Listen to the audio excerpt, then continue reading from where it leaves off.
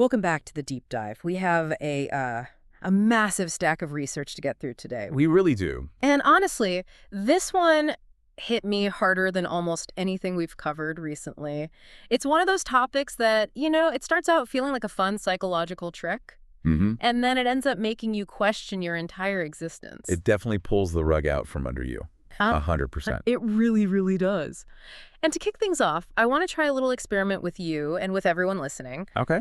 It sounds incredibly simple, almost, I don't know, insulting, but bear with me. I'm ready. I'm intrigued. Okay, so picture a zipper, just the standard zipper on a jacket, pair of jeans, whatever. Right, got it. You use one every single day. You've probably used one, thousands of times in your life? Oh, easily. So if I asked you to rate your understanding of how a zipper works, say on a scale of 1 to 10, what would you say?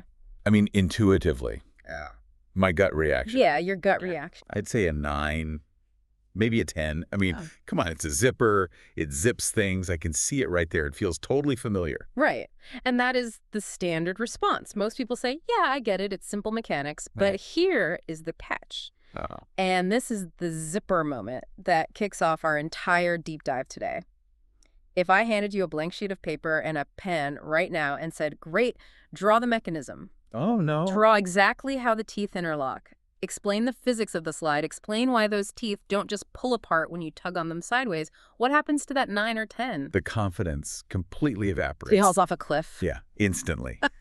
You're just staring at the paper. You realize you have a vague shape in your head. Yeah. You know their teeth. You know there's a slider thingy. The slider thingy. But you have zero, and I mean zero, understanding of the actual causality. Yeah. You don't know how it works. You just know that it works. This is such a classic psychological demonstration, isn't it? The researchers have done this with everything. Oh, yeah. Zippers, flush toilets, bicycles. Bicycles are a great one. People draw them with the chain going to the front wheel. Speedometers, too. And the result is always the same. It perfectly reveals what psychologists call the illusion of explanatory depth. The illusion of explanatory depth. It sounds so fancy. It does. But it's basically just our brains lying to us about how smart we are. It is a pervasive cognitive trap. We mistake our familiarity with an object or, a concept for a deep understanding of how it actually functions. So because we can operate the user interface of the zipper, we assume we understand the back-end code. But we don't. Not even close. Not at all. And the research suggests this isn't just about, mechanical objects. It's not just zippers and toilets. It's about everything. Politics, economics. History, technology, all of it. We walk around feeling like we understand the world with this high-definition clarity. We do. We have these really strong opinions on tax policy or, foreign affairs. But the moment we are asked to explain the mechanics step by step, how does X actually cause Y? We realize we're looking at a low-resolution thumbnail. It's all blurry. Exactly. We confuse the feeling of recognition with the state of understanding. And the sources we're diving into today, they argue that the modern world has put this illusion on absolute steroids. Right. Because today, if I don't know how a zipper works, I don't just sit in my ignorance. No, you just pull out your phone. I watch a YouTube video. I see a diagram on Wikipedia. And the specific danger we are tackling today is that consuming a clear explanation makes us feel like we did the reasoning ourselves. That is such a crucial distinction. We really need to unpack that. Let's do it. The information age has just blurred the line between I know this and I have seen this. When you watch a charismatic explainer on YouTube break down a complex topic, say, quantum computing or the history of Rome. Yeah. You experience a sense of fluency. It makes sense in the moment. You nod along. You're thinking, aha, I get it. But that fluency is borrowed. It's not yours. Exactly. You haven't built the neural pathways to reconstruct the argument yourself. No. You've just enjoyed the show. It's like watching a pro athlete perform and thinking, yeah, I could do that, just because you understand the rules of the game.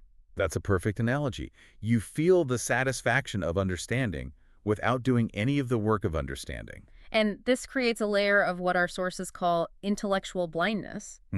We're just blind to the gaps in our own knowledge because the internet fills them in so quickly we never even feel the draft. Intellectual blindness? That sounds pretty ominous. It feels ominous. It's the anxiety of the gap. I think deep down, many of us have this sneaking suspicion that maybe, just maybe, we are hollow. That's a strong word. It is. That we're just parroting headlines and mimicking opinions without the structural understanding to support any of it. And the real danger is that you often don't know what you don't know. Right. You're blind to your own blindness. Well, that is a terrifying setup for a deep dive. Welcome to the show. You don't know anything. So glad you could join us. But we aren't here to just diagnose the problem and leave everyone in an existential crisis. The whole goal of this is to find a way out. We need a new way to operate in this world of infinite information. We do.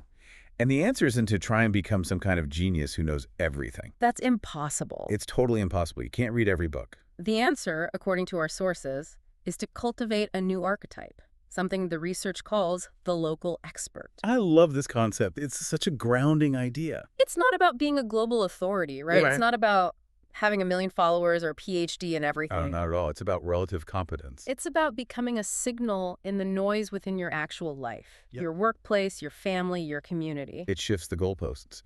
It goes from, I need to be the smartest person in the world, which is just a recipe for anxiety, to, I need to be a trustworthy node in my specific network. That feels doable. It's grounded, it's actionable, and frankly, it's what the world needs more of right now. Okay, so here's the roadmap for today. We have a lot to cover. First, we're going to dissect the psychology of knowing why our brains are just wired to deceive us into feeling smarter than we are. We're going to talk about distributed knowledge and why that's both a blessing and a curse. It's a really key concept. Then we're going to have a showdown, intelligence versus wisdom. We mix them up all the time, but the sources make a really sharp distinction. They really do. We'll look at why high intelligence can sometimes lead to lower wisdom, and we'll give you some tests to spot the difference. Those tests they're eye-opening, for sure. Then we're going to break down the hierarchy of expertise.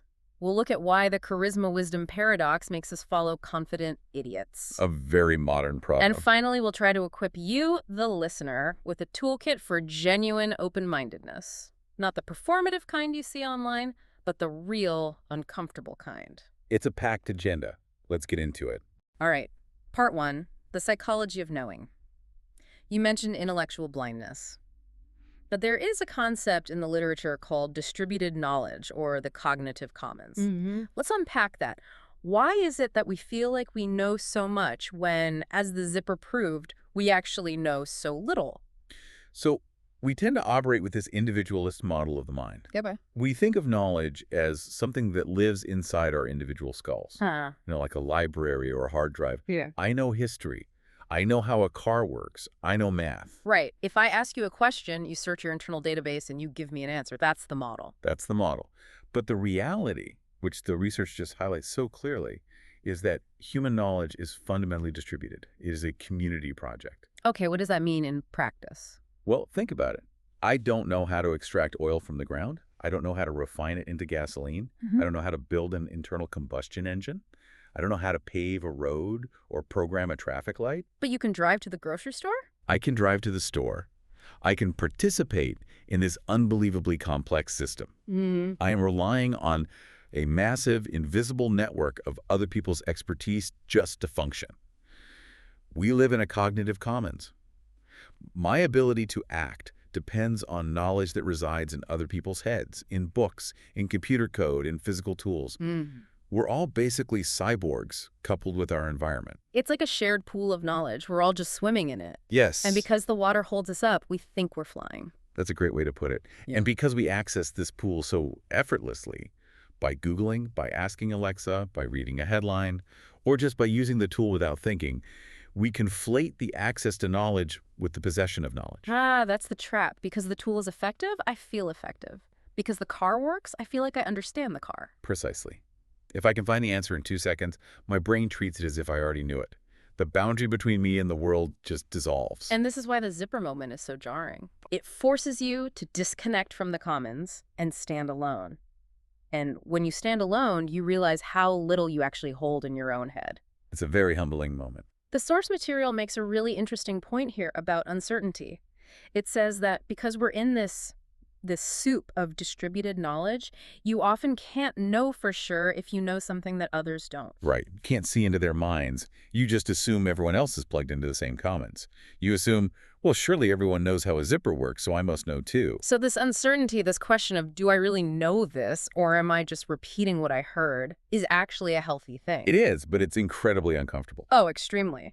But that discomfort is the root of intellectual humility. That's it. If you never feel that doubt, if you never have that zipper moment, you are probably deep in the illusion. You are mistaking the group's knowledge for your own. And that leads to some really dangerous social dynamics. Yeah. Because if we all think we know, but nobody actually knows, Yeah. we get into a phenomenon called pluralistic ignorance. This is one of my favorite examples in the research.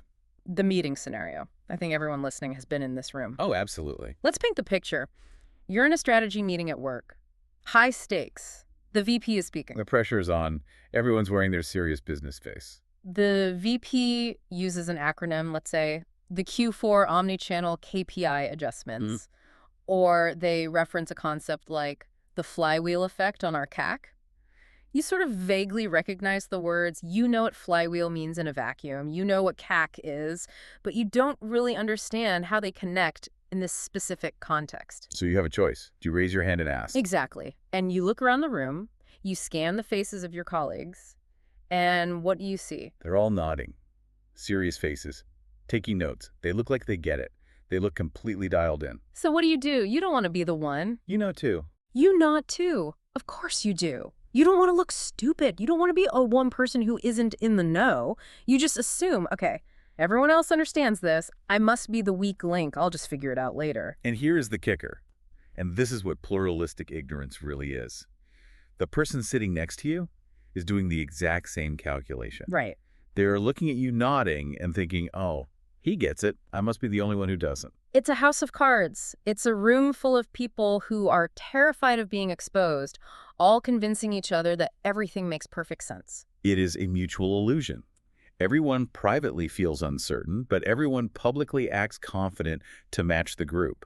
So the group creates this illusion of consensus where none exists. And the sources point out something really dangerous about this dynamic. What happens when one person in that room speaks up with total confidence? The group reorients around them immediately, instantly. Even if that person is wrong. Even if they're completely wrong. Even if that person just Googled the answer 2 minutes ago. Because in a state of shared uncertainty, confidence looks like competence. Confidence is socially stabilizing. That quote from the text just stuck with me. It's a profound idea, isn't it? We crave stability more than we crave accuracy in those moments. Totally. The anxiety of nobody knows what's going on is unbearable. So when someone says, here's the plan, we just latch onto it. We follow the confident voice because it relieves the anxiety of the void. This explains so much about corporate culture and, frankly, about political movements. We follow the person who sounds like they have a map. Even if the map is drawn in crayon. Exactly. But this connects to another psychological trap mentioned in the text, the bias blind spot. I feel like this is the curse of the smart person. Oh, absolutely. This is the great irony of intelligence. We tend to think that smart people are less biased, right? They have more processing power, so they should be better at seeing the truth. They should be able to check their own work. But the research suggests the opposite is often true. The more you learn about logical fallacies and cognitive biases, the more confident you become that you don't have them. Right. You learn what confirmation bias is. You learn what a straw man argument is. And suddenly, you have a weapon. Mm-hmm. And you see it in everyone else. Oh, my uncle is using a straw man. Oh, that politician is just cherry-picking data. But you fail to see it in yourself. That is the bias blind spot. We spot bias in others so easily. It's obvious to us. But we are structurally blind to our own. So is there any hope? Well, the source makes a tough point here. Awareness of bias reduces it somewhat, but it never, ever eliminates it. You can be extremely self-aware, you can know the names of every fallacy in the book, and still be completely wrong. That is a very sobering thought. You can know all the fallacies and still commit them. Because knowing the name of a trap doesn't stop you from falling into it. In fact, smart people are often better at rationalizing their biases. Oh, that's interesting. They have the mental gymnastics to justify why their cherry-picking is actually nuanced analysis. They use their intelligence to build a fortress around their ego, not to dismantle it. Wow. So we've established that our brains are actively conspiring to make us feel smarter than we are. We rely on a community of knowledge that we mistake for our own, and we're terrible at spotting our own blind spots. A pretty grim picture so far. It is. Which brings us to part 2. We need to distinguish between raw processing power and actual understanding. We need to talk about intelligence versus wisdom. This is such a crucial distinction, and it's one we've really lost in modern society. We worship intelligence. We worship the high IQ, the fast processor. The sources use these archetypes, the monk, the professor, the influencer, to try and pin this down. But let's get specific. How do we distinguish a smart person from a wise person? Because they are not the same thing. They are not. They often overlap, of course. You could be both. But they have different goals, different operating systems. The breakdown of the text is fantastic. Intelligence, it says, is about navigating systems. Wisdom is about navigating life. Give me more on that. Intelligence navigates systems. What does that look like? An intelligent person solves problems quickly. They're the person who can crunch the numbers, spot the pattern in the data, find the loophole in the contract. We're good at winning debates. Very good at winning debates. Right. They optimize for correctness. They have a powerful engine. Okay. They get to the right answer. They ace the test. They get to the logically right answer within the system they are operating in. But wisdom chooses which problems are worth solving in the first place. Wisdom notices the emotional context that intelligence might just steamroll over. Wisdom thinks in long time horizons, not just how do I win this argument right now, but what happens to this relationship if I win this argument? So wisdom optimizes for consequences. Exactly. It's about consequences, not just correctness. That distinction, optimizing for correctness versus optimizing for consequences, is huge. I think we all know that person who is technically right, but effectively a disaster. The smart jerk. The person who corrects your grammar while you're crying. Yes, exactly that person. They're correct, but they are failing at being a human. The source gives a conflict test to see this in action. Walk us through that. So imagine disagreement. Maybe it's with a spouse or a colleague. In that disagreement, the highly intelligent person constructs the strongest possible argument. Right. They identify the logical errors in what you said. They pull up past data. They dismantle you point by point. They just corner you with logic. They win on points. They totally dominate the debate. You win on points, absolutely. But the wise person asks a different question. They ask, what outcome actually matters here? They might realize that proving you wrong will humiliate you. It'll destroy trust. It might make you defensive and less likely to cooperate in this future. So the wise person might quietly change their mind, or just let it go. Or find another way. Or find a third way that saves your face while still solving the problem. So wisdom involves a lot more. Restraint and context. Restraint and context, exactly. There's the engine analogy from the source, which I find really helpful. Let's hear it. Intelligence is having a massive, powerful engine in your car. A Ferrari engine. You can go 0 to 60 in 3 seconds. You have raw power. Right. Wisdom is the steering wheel and the brakes. Wisdom is knowing which roads actually matter. It's knowing when to slow down because there are kids playing. And, crucially, it's knowing when not to drive at all. I know a lot of people with Ferrari engines who are constantly driving off cliffs. Exactly. That's high intelligence, low wisdom. They get to the disaster faster than anyone else. They're so busy optimizing their speed, they don't even look at the map. Speaking of maps, there's another test mentioned, the revision test. This seems like a really practical way to spot wisdom out in the wild. This is one of the most reliable behavioral markers you can find. Intelligent people tend to defend positions. They're good at it. They're very good at it. They have the vocabulary, the logic, the rhetoric to justify why they are right. They can rationalize anything. If you're smart enough, you can construct a convincing argument for almost any position. You can basically act like a lawyer for your own bad ideas. That's a great way to put it.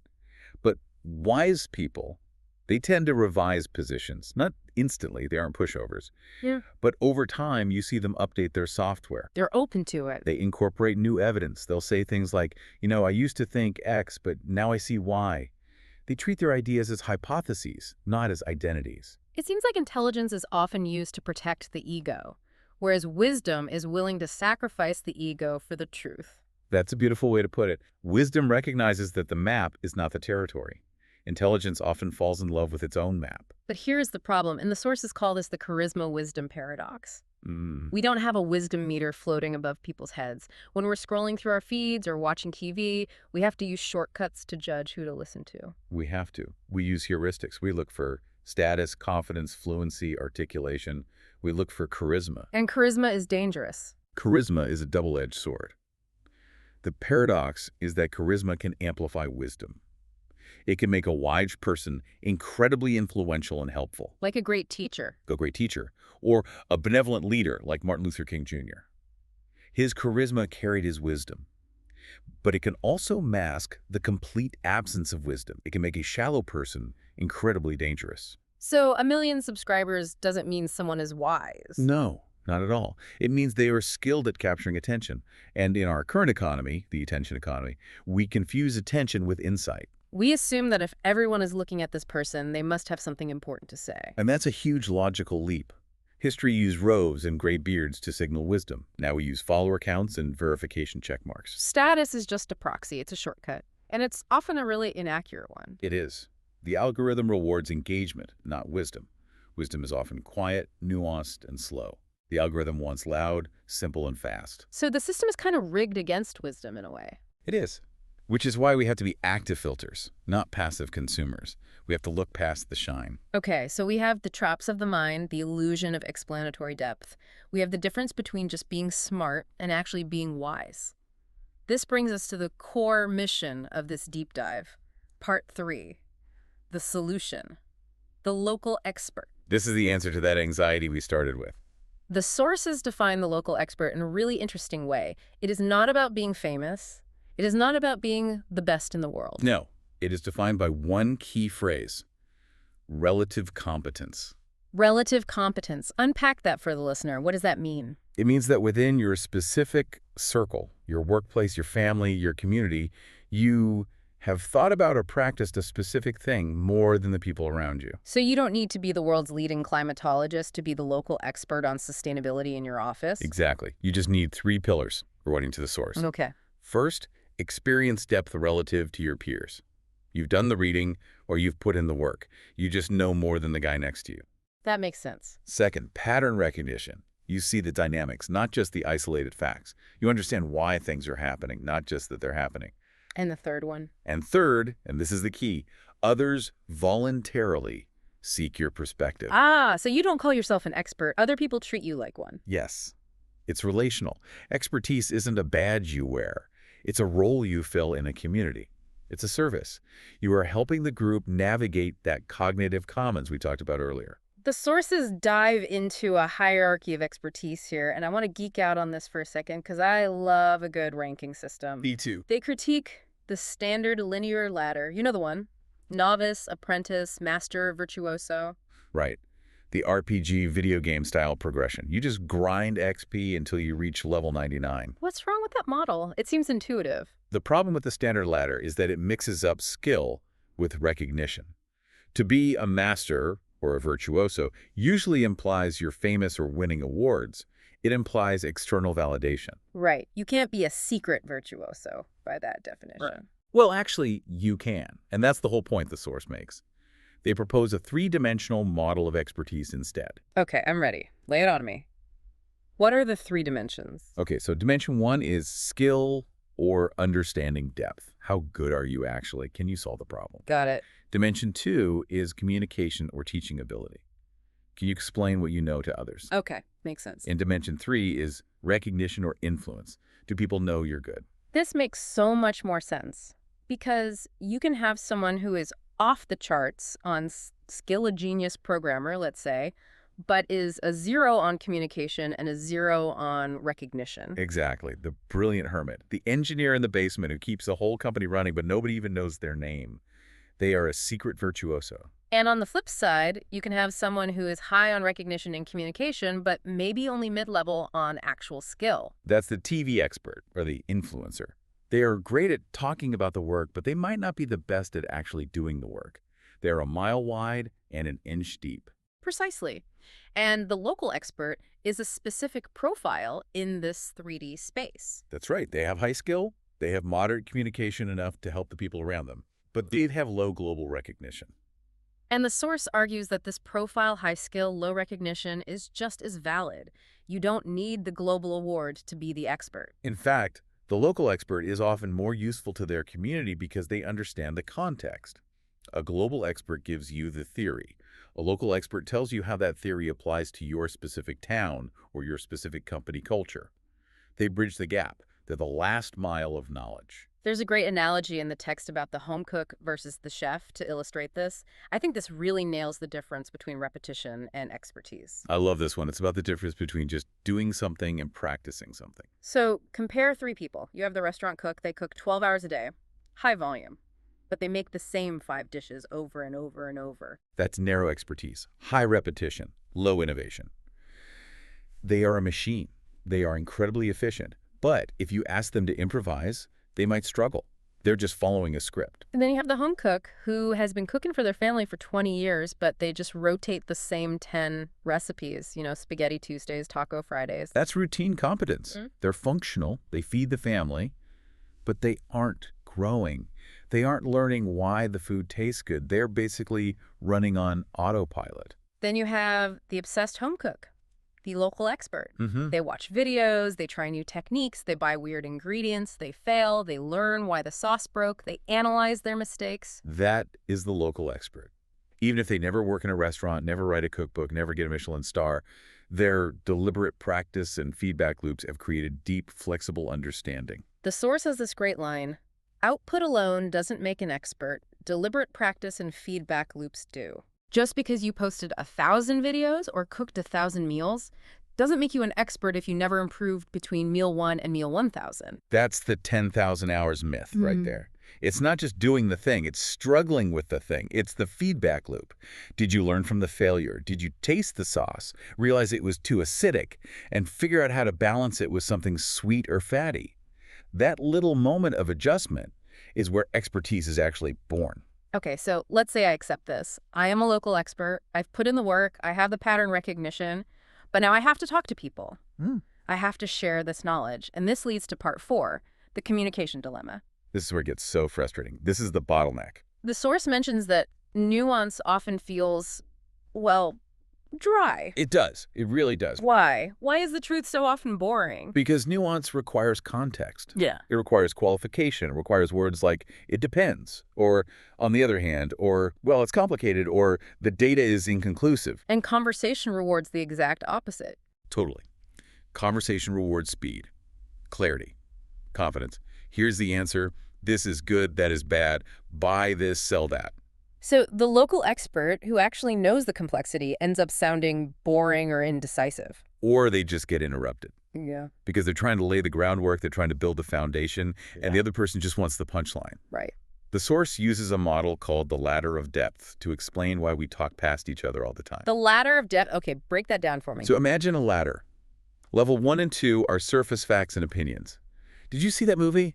I liked it. I hated it. Did you hear of the election? Yeah, that guy is crazy. Right. Most casual conversation lives here. It's social grooming. It's just checking in. It's the shallow end of the pool. It's safe. It's low calorie. Okay. But experts, even local experts, they tend to operate at level 4 or 5. And what's up there? Systems, philosophy, second-order effects, root causes. They're down in the engine room of the topic. So someone asks, why is housing so expensive? That's the prompt. And the average person at level 2 says, greedy developers. Or the government. Simple, punchy, satisfying. It has a clear villain. Right. But the local expert at level 4 starts talking about zoning laws, interest rate fluctuations, supply chain dynamics, demographic shifts, and the international cost of lumber.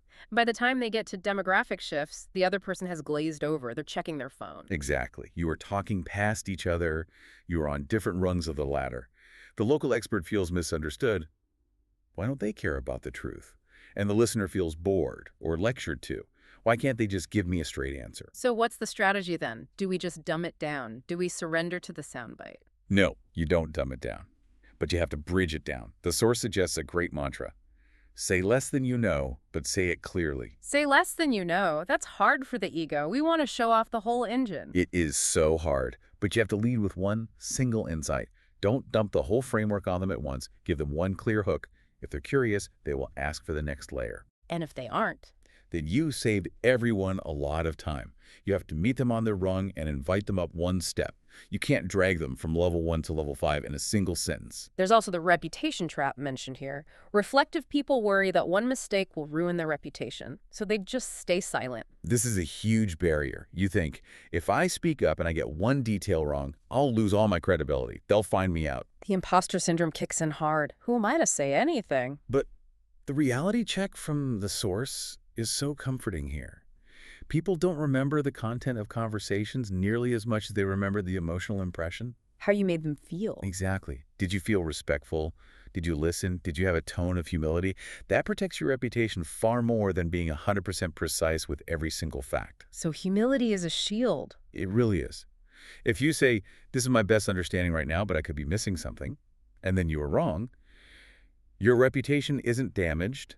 In fact, it might go up because you were honest about your uncertainty. You showed integrity. That is a powerful reframe.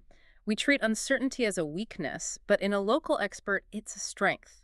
It signals trust. It says, I am not trying to sell you anything. Exactly. It says, I am trying to figure this out with you. Okay, moving into part 5. We have to talk about the environment we are operating in. Because being a local expert is hard when the world seems to have lost its mind. We're talking about media literacy and the uncoachable mindset. This is the darkest part of the analysis, I think, but also the most necessary. The source argues that traditional media literacy is failing. It used to be, check your sources. Is this a credible website? Who funded this study? That all seems so quaint now. The problem is so much deeper. It's not about sources, it's about epistemology. That's a $10 word, epistemology. It just means how we know what we know. It's the philosophy of truth. Okay. The problem today is that people fundamentally disagree on how to determine what is true. Right. We aren't just disagreeing on the facts. We are disagreeing on the rules of the game itself. Exactly. One person points to a peer-reviewed scientific study. They say, look, the data says X. The other person points to a personal anecdote or a tribal narrative. They say, well, my cousin said Y, and I trust him more than some scientists. And they can't communicate because they're playing by totally different rules of evidence. You got it. If I don't value scientific studies, if I think the institutions are corrupt, then showing me a study won't change my mind. In fact, I might view it as manipulation. I might just dig in deeper. This creates the uncoachable mindset. Yes. Some people adopt frameworks that are unfalsifiable. If you show them evidence to the contrary, they say, well, that evidence was faked by the conspiracy, or you're just brainwashed. You can't win. Logic just bounces off them. You can't win. And the source says bluntly, you can't teach a horse to drink. Arguments just become noise. They become performance art. So what is the solution? Do we just give up? Do we retreat into our silos? No. But we have to change the scale of our ambition.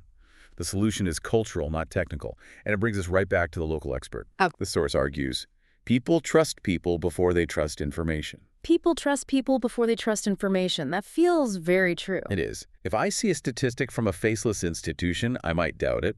But if you, my neighbor, my coworker, the guy I've known for 5 years, the guy who helped me fix my fence, if you explain it to me, I'm much more likely to listen.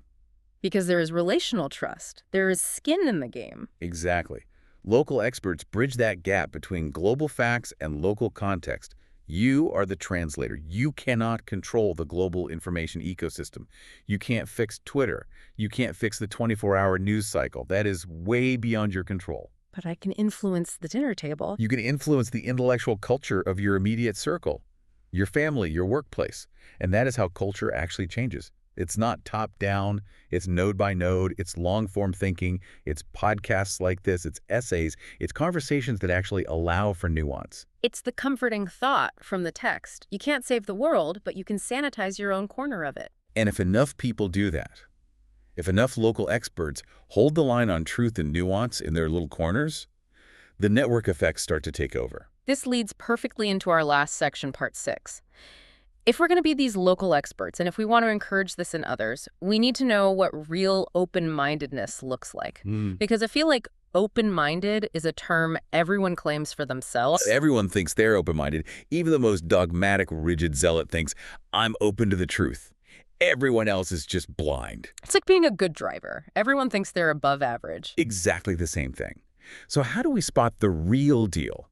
Genuine versus performative open-mindedness. The source gives us a behavioral checklist, not what people say, but what they do. Okay, let's run through it. First one, specific revision. This is the gold standard. Ask the person, or, ask yourself, what is a significant opinion you have changed in the last year? Can they say, I used to think X, but I changed my mind because of Y? Not, I'm always learning, which is vague and meaningless, but specific instances of updating their beliefs.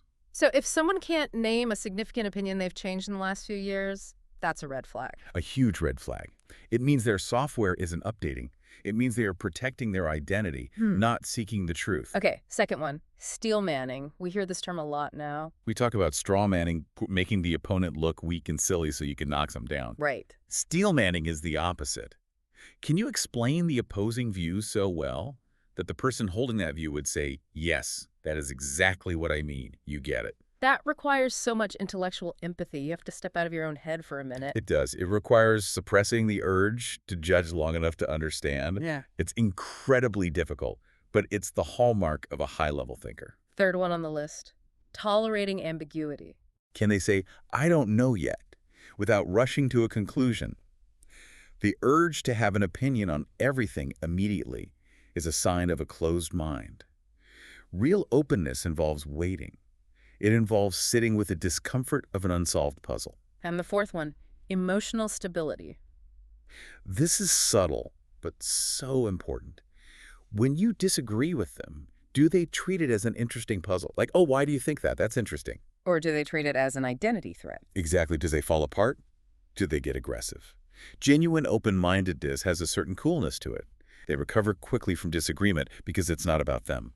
The source also lists habits that erode this open-mindedness, even for smart people, maybe especially for smart people. Yes, the first one is the nuance trap. Oh, this one hit me personally. I felt this one. It hits a lot of us. It's becoming attached to the identity of being the nuanced one. I'm the one who sees complexity. Yeah. You simpletons only see black and white. It becomes a form of superiority. It's a flex. It is. Yeah. And once it becomes an identity, you stop actually looking at the evidence. And you just look for ways to make the simple answer seem complicated so you can feel smart. Wow. Sometimes the answer is simple. Sometimes the villain is bad.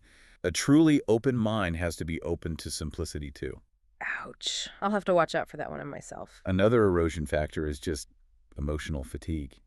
Thinking deeply takes calories. It takes energy.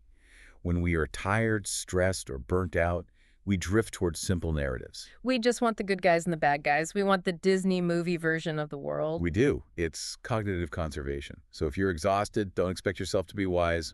Go to sleep.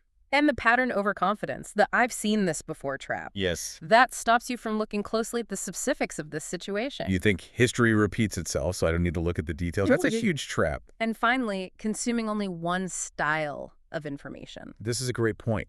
Even if you read diverse topics, if you only read dry, analytical, academic papers, you miss the narrative truth, the human truth. And if you only read emotional memoirs, you miss the systemic truth. Exactly. You need both to be truly open. You need to cross-train your brain. So let's bring this all together. We've covered a massive amount of ground. We've covered the illusion of knowledge, the difference between intelligence and wisdom, the local expert, the communication traps, and the signs of open-mindedness. It's a pretty comprehensive toolkit for thinking. What are the big takeaways here? If the listener remembers 3 things from this deep dive, what should they be? Okay, first, expertise is relative. You don't have to be a global master to be a local expert.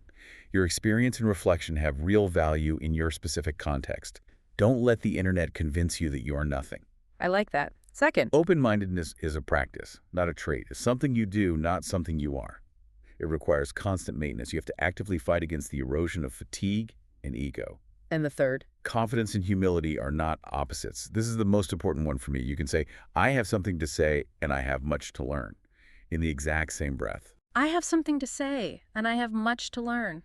I love that. It's the balance that makes wisdom possible. The source ends with a really provocative thought that I want to leave everyone with. It's about the definition of wisdom itself. Let's hear it. Wisdom is not knowing more than others. It is knowing how fragile your own knowing is while still acting in good faith. Knowing how fragile your own knowing is. While still acting. Not getting paralyzed by doubt, but acting with the full awareness that you could be wrong. And the goal isn't to be the loudest voice. No. The goal is to be a steady voice. Influence is often indirect, delayed, and quiet. It ripples out in ways you'll never see. So to everyone listening, value your own local expertise. Don't wait for permission or a global award. Look at your patterns, check your biases, share what you know with humility, and trust that it matters. It matters more than you think. Thanks for diving deep with us. We'll see you next time. Take care.